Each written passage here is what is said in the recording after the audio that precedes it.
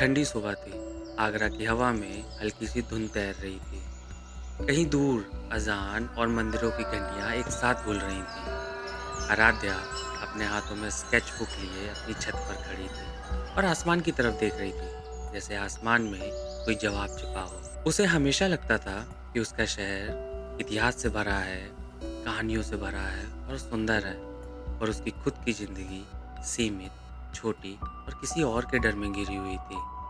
आराध्या का एक सपना था, उसे क्राइम जर्नलिस्ट बनना था। टीवी पर दिखने वाली एंकर नहीं, बल्कि ग्राउंड पर उतरने वाली रिपोर्टर। उसे सच ढूंढना पसंद था। स्कूल में जब भी कोई छोटा मोटा विवाद होता तो वह उसके तह तक जाती। कॉलेज में उसने पत्रकारिता ली। उसका लक्ष्य साफ था, दिल्ली की किसी बड़ी मीडिया यूनिवर्सिटी से मास्टर्स करना और फिर इन्वेस्टिगेटिव जर्नलिज्म में जाना। वह हमेशा कहती, माँ, लोग हमेशा चुप रहते हैं, तभी गलत लोग बढ़ते हैं। लोगों को कोई सच्चाई दिखाने वाला चाहिए, वरना समाज अंधकार में चला जाएगा। माँ उसकी बात सुनती, पर उसकी आंखों में हमेशा एक डर तैरता रहता, क्योंकि उसके पिता को उसका ये सपना पसंद नहीं था। पिता को हमेशा ये लगता था कि पत्रकारिता और उसमें भी क्राइम जर्नलिज्म लड़कियों के लिए सुरक्षित नहीं है। वे कहते, ये सब टीवी पर अच्छा लगता है, असल जिंदगी में बहुत गंदगी है। उस सुबह नाश्ते की मेज पर फिर वही बात छिड़ी। आराध्या के हाथ में दिल्ली यूनिवर्सिटी का एडमिशन फॉर्म था। उसकी आंखों में चमक थी। आराध्या ने कहा, पापा, मेरा चयन हो गया है, मुझे अगले महीने दिल्ली जाना है। पिता का हाथ रुक गया।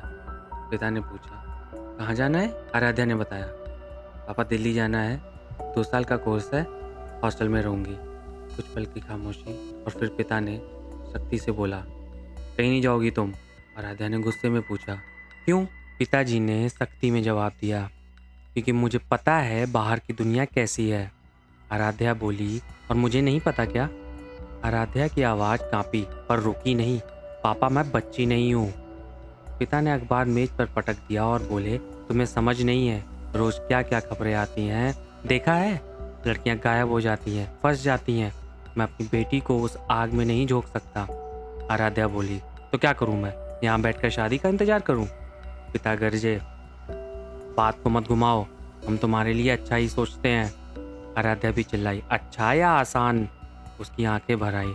आपको डर लगता है इसलिए मेरे सपने छोटे कर देंगे? पिता कुछ पल चुप रहे। उनकी आवाज़ धीमी हुई और बोले, तुम समझती क्यों नहीं? मैं तुम्हें खो नहीं सकता। आराध्या ने पहली बार उनके डर को महसूस किया, पर वह पीछे हटने को तैयार नहीं थी। पापा, अगर मैं अपने सपने से पीछे हट गई तो आप मुझे वैसे ही खो देंगे। मैं जिंदा रहूंगी पर खुश नहीं। माँ बीच में बोली, इतनी दूर अकेली लड़की? अकेली नहीं रहूंगी माँ, हजारों लड़कियां वहां पढ़ती हैं। आराध्या बोली। पिता उठ खड़े हुए और गरजे, मेरी आखिरी बात सुन लो, दिल्ली जाने की बात यहीं खत्म। तुम्हारी पढ़ाई यहीं होगी और नौकरी भी यहीं देखेंगे। आराध्या की मुट्ठी बंध गई। ठीक है, उसने धीरे से कहा, पर एक दिन आप समझेंगे कि डर से जिंदगी नहीं चलती। वह उठकर कमरे में चली गई। दरवाज़ा बंद हुआ, पर अंदर उसका दिल धड़क रहा था, गुस्से, दुख और हताशा से। वह छत पर गई, स्केचबुक खोली और क्राइम पे आर्टिकल लिखने लगी, जैसे खुद को याद दिला रही हो कि उसका सपना अभी जिंदा है। उसे नहीं पता था कि इसी जिद, इसी आज़ादी की चाह में कोई उसके जीवन का सबसे बड़ा जाल बुनने वाला था। उसी खालीपन में उसकी मुलाकात आर्यत्य से हुई। जिस कोचिंग सेंटर के बाहर वह अक्सर खड़ी होकर अपने दोस्तों का इंतजार करती थी, वहां आदित्य कई दिनों से उसे देख रहा था। पहले दिन वह बस टकराया, किताबें गिराई और मुस्कुरा कर बोला, सपने इतने भारी होते हैं क्या? आराध्या हंस पड़ी, पर उसने ध्यान नहीं दिया कि आदित्य की नजरें उसकी किताबों से ज्यादा उस पर थीं। अगले कुछ दिनों में वह संयोग बार बार होने लगे। वही समय, वही गेट, वही मुस्कान। तुम पत्रकारिता पढ़ती हो? उसने एक दिन पूछा। आराध्या चौंकी। हाँ, पर तुम्हें कैसे पता? वह हंसा। तुम्हारी किताबें बोल देती हैं। धीरे धीरे बातों का सिलसिला शुरू हुआ। आदित्य सुनने में माहिर था। वह खुद के बारे में कम बोलता, पर आराध्या की हर बात याद रखता। एक दिन उसने पूछा, तुम्हारे पापा तुम्हें दिल्ली नहीं जाने देंगे, है ना? आराध्या ने पहली बार किसी के सामने खुलकर कहा, उन्हें डर लगता है, उन्हें लगता है मैं कमज़ोर हूँ। आदित्य ने गहरी सांस ली, जैसे उसका दर्द महसूस कर रहा हो, और बोला, कमज़ोर लोग डरते हैं आराध्या, और जो डरते हैं वो दूसरों को भी रोकते हैं। आदित्य के शब्द सीधे दिल में उतरते थे। वह उसे धीरे धीरे उसके परिवार से भावनात्मक दूरी की तरफ धकेलने लगा। तुम्हें पता है तुम्हारी सबसे बड़ी समस्या क्या है? उसने एक शाम कहा। क्या? आराध्या ने पूछा।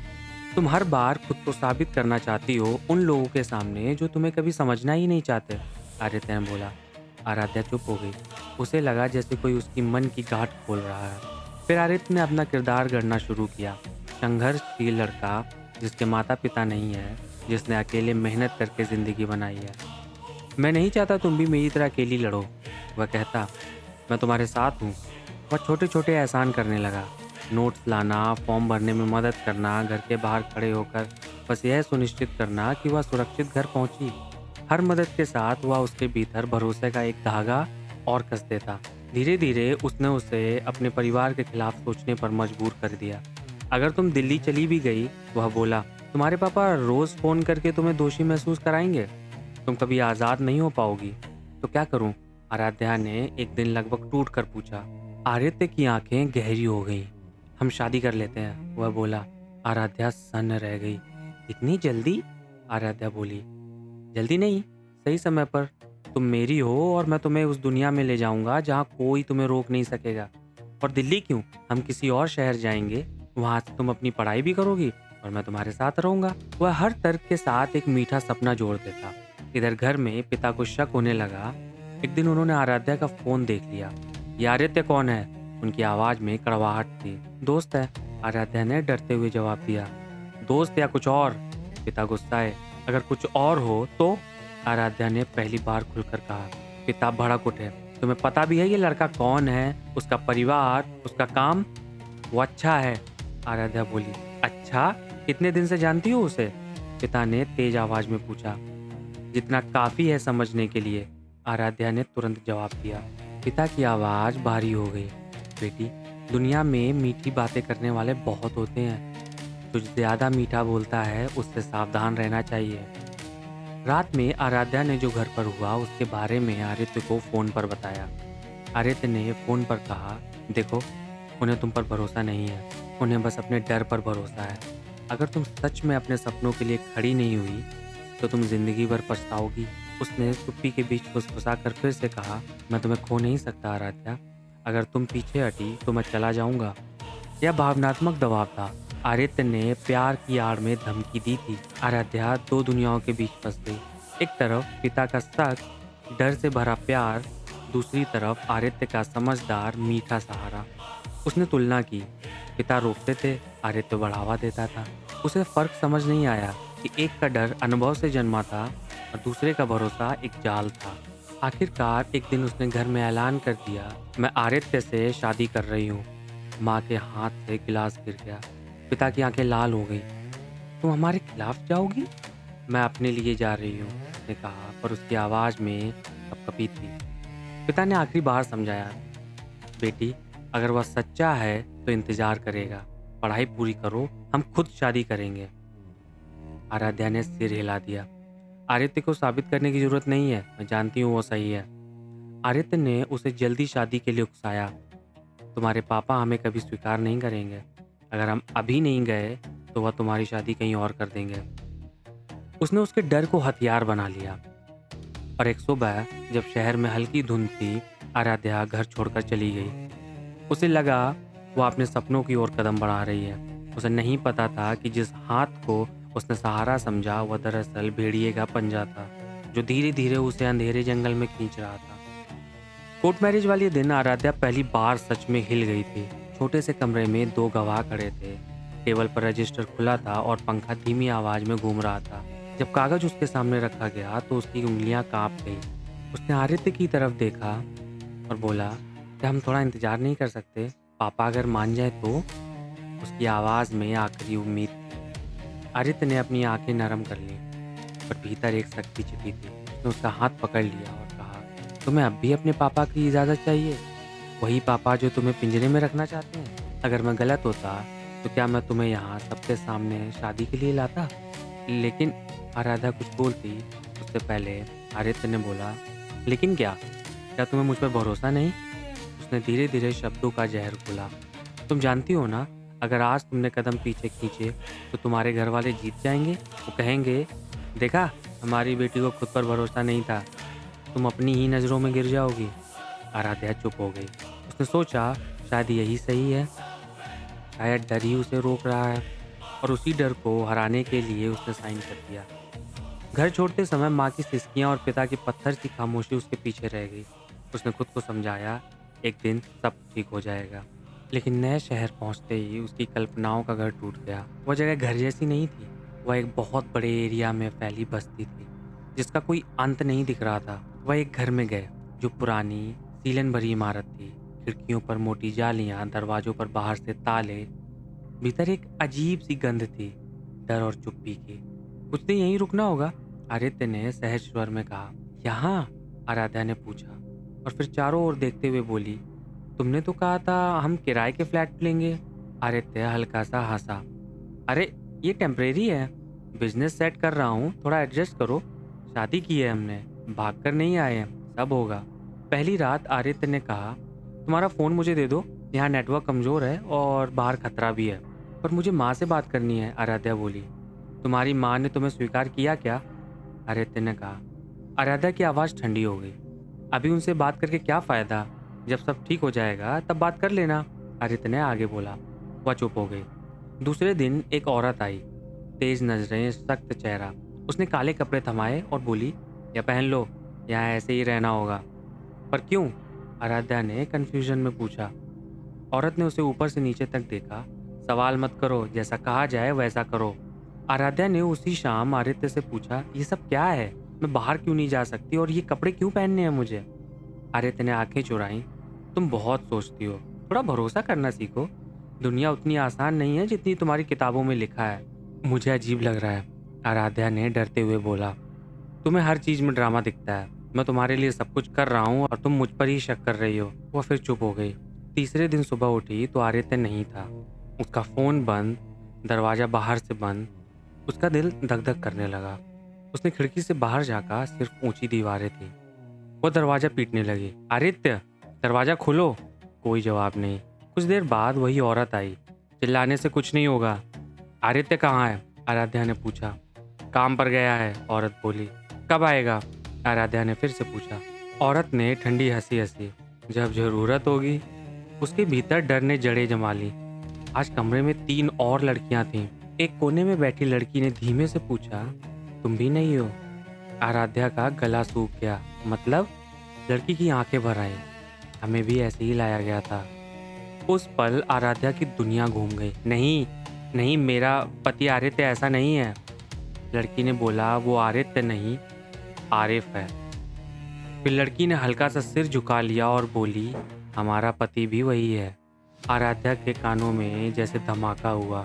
वह दीवार से टिक गई, सांसें तेज, दिमाग सुन्न। उसे अपने पिता की आवाज़ याद आई, जो ज्यादा मीठा बोलता है उससे सावधान रहना। वह फर्श पर बैठ गई, सिर पकड़कर।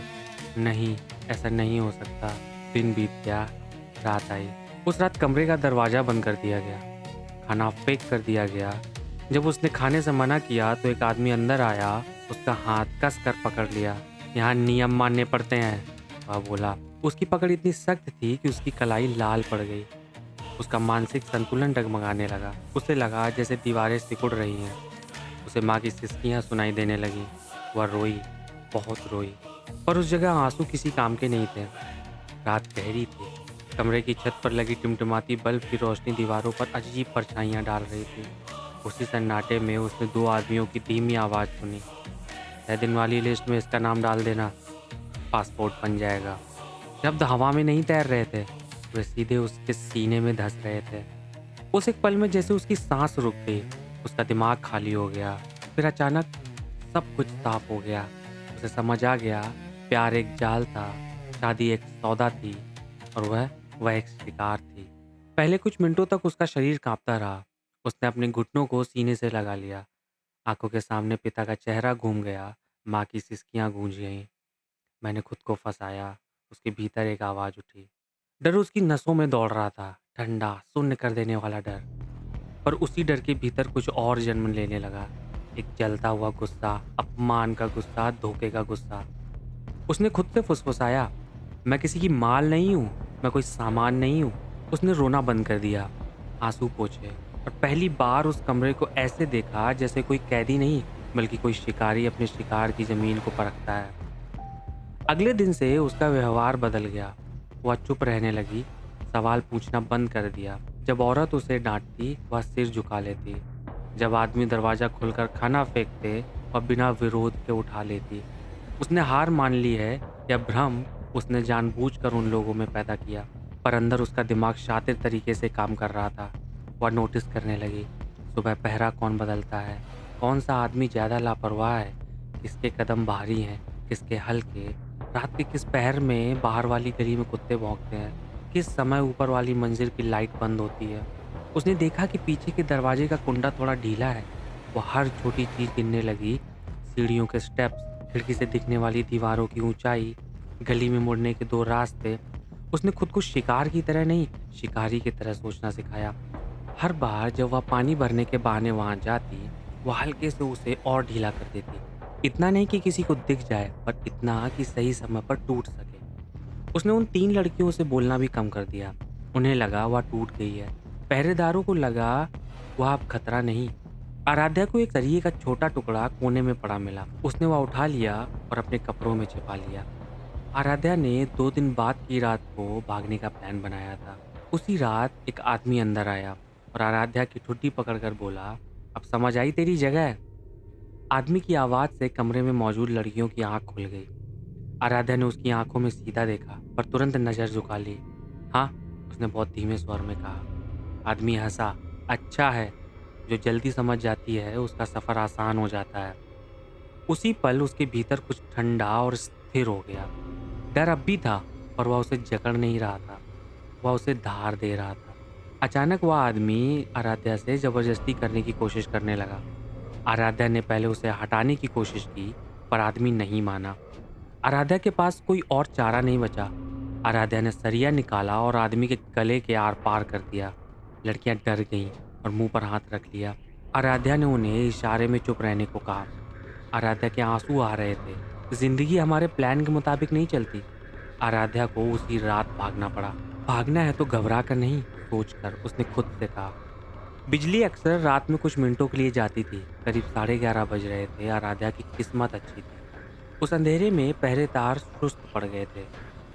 दिल धड़क रहा था, पर चेहरा शांत। धीरे धीरे वह उठी, पीछे के दरवाजे की तरफ गई, कुंडा हिलाया। हल्की सी आवाज आई, वह जम गई। कुछ सेकंड तक सन्नाटा रहा। उसने फिर जोर लगाया। कुंडा ढीला होकर हाथ में आ गया। दरवाजा आधा खुला, बाहर काली गली थी। उसने एक आखिरी बार पीछे मुड़कर देखा। वही कमरा, वही दीवारें, पर अब वह उस कमरे की शिकार नहीं थी। वह शिकार से शिकारी बन चुकी थी, और अब डर उसका शिकार था, और वह उसे मारने निकल पड़ी। जब तक उन लोगों को आराध्या के भागने की खबर लगी, वह वहां से निकल चुकी थी। चप्पल भागते भागते कहीं पीछे छूट गई। पैर कंकड़ों और टूटी ईंटों पर घिस गए। तलवों से खून रिसने लगा, पर आराध्या रुकी नहीं। वह भूल भुलैया जैसी उस बस्ती में दौड़ रही थी, जिसका कोई अंत नहीं था। एक गली से दूसरी गली, दूसरी से तीसरी। हर मोड़ पर उसे लगता, अब निकल जाऊंगी। लेकिन जैसे ही वह किसी संकरी गली में घुसती, सामने से कोई परछाई उभर आती। कोई आदमी छत से झांकता दिख जाता। कोई कोने से फोन पर फुसफुसाते हुए उसकी तरफ इशारा कर देता। उसे तब समझ आया कि यह सिर्फ 2-4 लोगों का पीछा नहीं था, पूरी बस्ती उनका नेटवर्क थी। खिड़कियां खुल रही थीं, दरवाजे आधे सरक रहे थे, मोटरसाइकिलें स्टार्ट हो रही थीं। वह एक घर के पीछे छिपी तो ऊपर से किसी ने चिल्लाया, उधर भागी है, और 2 लोग उसी दिशा में दौड़ पड़े। रात बीतती गई। आसमान का काला रंग धीरे धीरे नीला होने लगा, लेकिन उसका पीछा खत्म नहीं हुआ। कई बार ऐसा हुआ कि किसी ने उसकी कलाई पकड़ ली और झटके से छूटी। किसी ने दुपट्टा खींचा, उसने दुपट्टा वहीं छोड़ दिया और भागी। एक बार तो 2 आदमी इतने करीब आ गए कि उसकी सांसें उनकी सांसों से टकरा रही थी, और वह किसी तरह दीवार फांद कर निकल गए। अब वह इंसान नहीं, सिर्फ एक भागती हुई धड़कन थी। सुबह की हल्की रोशनी फैलते फैलते वह आखिर बस्ती की आखिरी दीवार पार कर गई। सामने कच्ची सड़क थी जो शहर की तरफ जाती थी। बस्ती शहर से थोड़ी दूर थी। खेतों और खाली प्लॉटों के बीच से गुजरती हुई सड़क पर वह झुक झुक कर झाड़ियों के पीछे छिपती हुई आगे बढ़ी। उसके पैरों में ताकत नहीं बची थी, पर उम्मीद जाग गई थी। दूर उसे शहर का बाहरी इलाका दिखा, और उससे भी आगे पुलिस की चेकिंग, बैरिकेड्स, खड़े हुए सिपाही, गाड़ियों की तलाशी। उसकी आंखों में आंसू आ गए। बच गई, उसने पहली बार मन में कहा। वह तेजी से उधर बढ़ी ही थी कि अचानक सामने से एक सफेद कार आकर रुकी। दरवाज़ा खुला और दो वही चेहरे बाहर निकले जिनसे वह पूरी रात भागती रही थी। सब कुछ सेकंडों में हुआ। किसी ने उसके मुंह पर हाथ रखा, किसी ने बाँह मरोड़ दी। वह चीखी पर आवाज़ हथेली में दब गई। उसे कार में धकेल दिया गया। दरवाज़ा बंद, इंजन गरजा। कार मुड़कर उसी दिशा में लौटने लगी जहाँ से वह जान बचाकर आई थी। पर इस बार किस्मत ने करवट ली। पुलिस की चेकिंग पर खड़े एक सिपाही ने देखा कि वही कार जो अभी कुछ देर पहले शहर की ओर जा रही थी, अचानक उल्टी दिशा में तेजी से मुड़ गई है। उसने अपने सीनियर से कहा, सर, ये कार संदिग्ध लग रही है। सीनियर ने नंबर प्लेट पर नजर डाली और भवें से खोल ली। इसी टाइप की कार की सूचना मिली थी मानव तस्करी वाले केस में। पीछा करो। सायरन नहीं बजा, पर एक पुलिस जीप चुपचाप उस कार के पीछे लग गई। कार के भीतर आराध्या और उन तस्करों के बीच धक्का मुक्की शुरू हो चुकी थी। उसका दिल फट रहा था। वह बाहर आ चुकी थी, बस कुछ कदम दूर थी आज़ादी से, और अब फिर उसी दलदल में धंसने जा रही थी। यह सोच ही उसे पागल करने को काफ़ी थी। उसने अचानक पूरी ताकत से सामने बैठे आदमी के कंधे पर दांत गड़ा दिए। वह चिल्लाया। दूसरे ने उसे थप्पड़ मारा। ड्राइवर ने गाली दी, टाइट पकड़ और चुप करा इसे। उनमें से एक ने जेब से चाकू निकाला और उसकी तरफ झपटा। झड़प में चाकू आराध्या के गाल को चीरता हुआ निकल गया। गर्म खून उसके चेहरे पर बहा, पर उस पल उसे दर्द का एहसास नहीं हुआ। उसके भीतर एक ज्वालामुखी फूट चुका था। उसने उसी हाथ को पकड़कर मरोड़ा, चाकू छीन लिया और बेतहाशा वार कर दिए। हमलावर तड़प कर पीछे हटे। एक का गला कट गया और वह जगह पर ही मर गया। दूसरी की आंख फूट गई। कार डगमगाई। उसी अफरा तफरी में आराध्या ने दरवाजे का लॉक खींचा। दरवाजा खुला और उसने बिना सोचे चलती गाड़ी से छलांग लगा दी। सड़क पर गिरते ही उसका हाथ भयानक तरीके से मुड़ा। टूटने की आवाज़ जैसे भीतर तक गूंज गई। सिर जमीन से टकराया। दुनिया घूमी और अंधेरा छा गया। कुछ ही सेकंड बाद पुलिस जीप वहां आकर रुकी। एक टीम उसके पास झुकी। दूसरे वाहन ने भागती कार का पीछा जारी रखा। थोड़ी दूर जाकर कार रुक गई। अंदर सिर्फ ड्राइवर सही सलामत बचा था। एक मारा गया था और एक घायल था। दोनों को हिरासत में ले लिया गया। आराध्या को तुरंत अस्पताल पहुंचाया गया। जब उसकी आंखें खुली, वह सफेद छत और एंटीसेप्टिक की गंध के बीच थी। उसके हाथ पर प्लास्टर चढ़ा था, गाल पर पट्टी थी। सामने दो पुलिस अधिकारी खड़े थे। उसमें से एक ने नरम स्वर में कहा, आप जैसी बहादुरी भारत के हर लड़की में आ जाए तो इन जानवरों की हिम्मत टूट जाएगी। आपकी मिसिंग रिपोर्ट 4 दिन पहले दर्ज हुई थी। आपके पिता आपको ढूंढ रहे हैं। हमने उन्हें खबर दे दी है, कल तक पहुंच जाएंगे। आराध्या की आंखों में आंसू निकल गए। इस बार डर के नहीं, टूटे हुए अहंकार के। अगले दिन जब उसके पिता और माँ अस्पताल के कमरे में दाखिल हुए, आराध्या खुद को रोक नहीं पाई। वह फूट फूट कर रो पड़ी। पिता ने उसे कस कर गले लगाया। माँ उसके बाल सहलाती रही। कमरे में खामोशी थी, और वह खामोशी शिकायत की नहीं, मिल जाने की थी। उधर पुलिस स्टेशन के बाहर भीड़ जमा थी। लोगों को जब मानव तस्करी के गिरोह के पकड़ जाने की खबर मिली तो गुस्सा फूट पड़ा। नारों की आवाज गूंजने लगी। पूछताछ में गिरोह ने सब उगल दिया। कैसे वो लड़कियों को फंसाते थे, कैसे नकली शादियां कराते थे। उन्होंने आदित्य का नाम और उसकी लोकेशन भी बताई। पुलिस ने दिल्ली में दबिश देकर उसे गिरफ्तार कर लिया। मामला बड़ा था। एक हाई लेवल टीम बनाई गई। धीरे धीरे नेटवर्क की परतें खुलने लगी। कई शहरों में छापे पड़े। दर्जनों लोग पकड़े गए। कई लड़कियां छुड़ाई गईं। ऑपरेशन अभी भी जारी था, पर एक बात साफ थी। उस रात जो लड़की भूल भुलैया में जान बचाकर भागी थी, उसने सिर्फ खुद को नहीं बचाया था, उसने एक पूरे अंधे नेटवर्क को उजागर करने की शुरुआत कर दी थी।